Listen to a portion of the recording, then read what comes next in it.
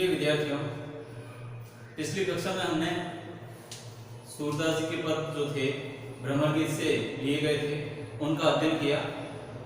उसमें पहला पद हमने पिछली कक्षा में पढ़ा। आज की कक्षा में हम भ्रमर गीत का दूसरा पद जो कि सूरदास जी के पदों में से संकलित है आपके, वो उसका अध्ययन करेंगे। इसमें जैसा कि हमने पहले पढ़ा है कि सूरदास जी अंधे थे और उन्होंने श्री कृष्ण की लीलाओं का वर्णन अपने काव्य में किया है। तो इनमें से जैसे देखा जाए तो दूसरा पद ये कह रहा है कि मधुकर श्याम हमारे जोर, मन हरि लियो तनक चित वनी में, चपल नैन की कोर, पकड़े होते हृदय और अंतर, प्रेम प्रीति के जोर, गए छड़ाई तोरी सब बंधन, दे गए हंसनी अंकोर, चौकी परी जागत निस बीती, दूत मिल्यो एक भौर, सूरदास प्रभु सर्वस लूट्यो, नागर नवल किशोर।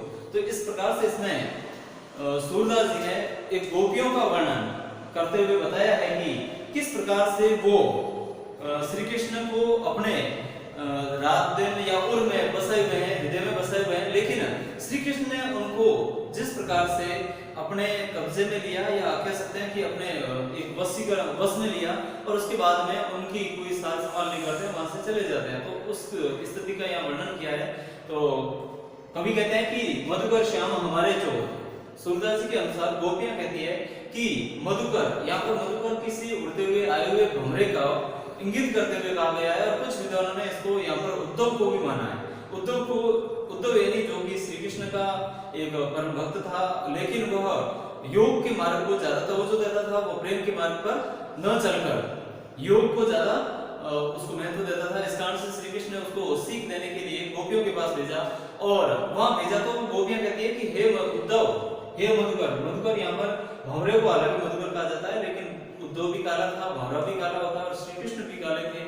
इस कारण से गोपियों ने उसको सबका एक ही रंग मानते हुए उसको मधुकर के नाम से संबोधित किया है और कहा है कि श्याम, श्याम यानी श्री कृष्ण, श्याम यानी श्री कृष्ण हमारे क्या है, चोर है। उन्होंने क्या किया, ऐसा क्या चुराया है?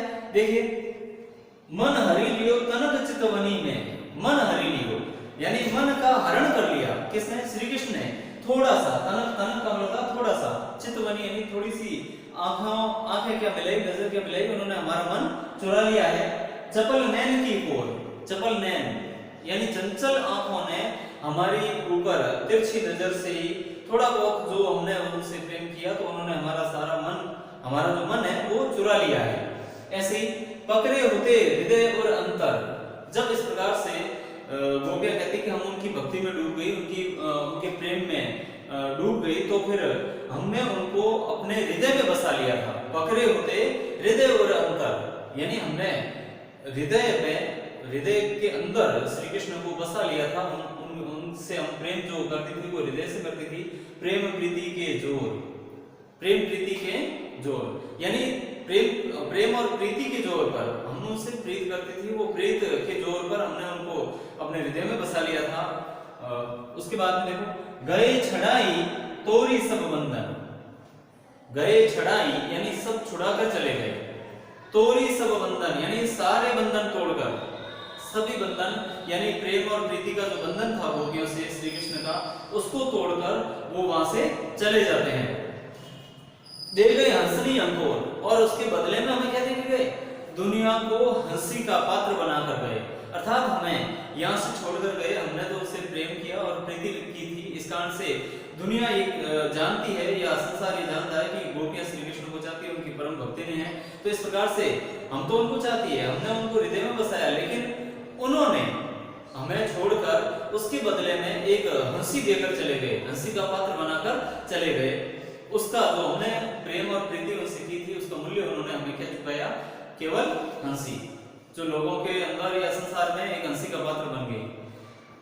चौकी परी जागत निश बीती, चौकी परी यानी जैसे ही ये याद आती है, हमें श्री कृष्ण का स्मरण होता है, उस समय हम चौंक पड़ती है। रात हो चाहे दिन हो, रात जैसे ही ढलती है, हमें श्री कृष्ण की रात में भी दिन में भी नींद भी रातों की खराब हो गई है, दूत मिल्यो एक भौर। इस कारण से क्या होता है कि हम जब भी रात्रि में जगती है या दिन में जब भी याद आता है, श्री कृष्ण की याद आती है, चौंक पड़ती है। और उसके ऊपर भी एक हमें योग का संदेश लेकर उद्धव और आ गया।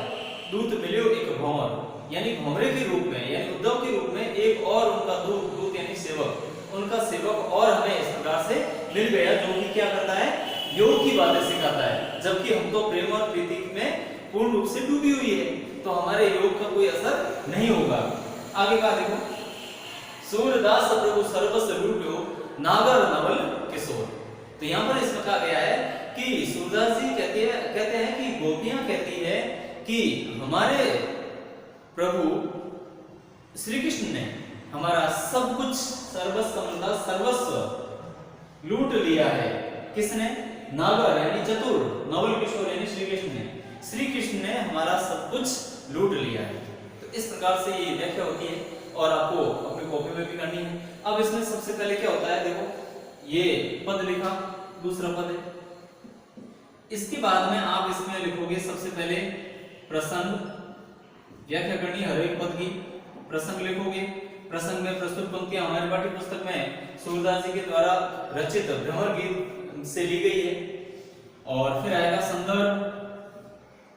संदर्भ में आपको ये देना है कि इसमें श्री कृष्ण की गोपियों को छोड़कर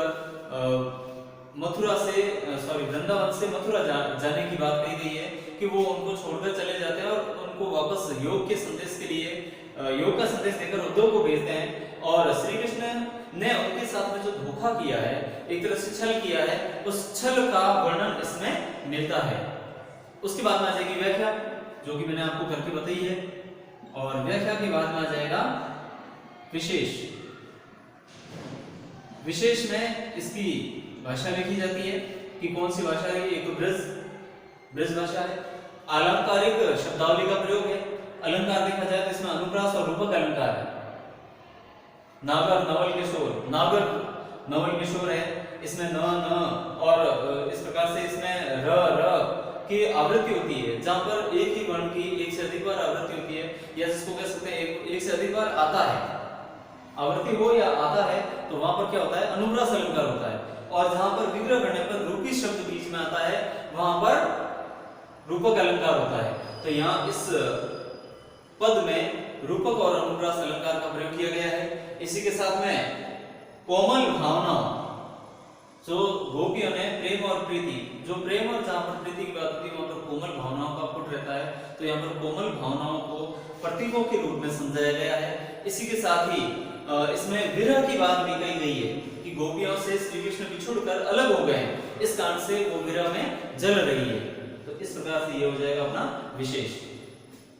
आज का ये दूसरा टॉपिक यही खत्म होता है। अगला अपन जो अगली क्लास में पढ़ेंगे, तब तक के लिए धन्यवाद।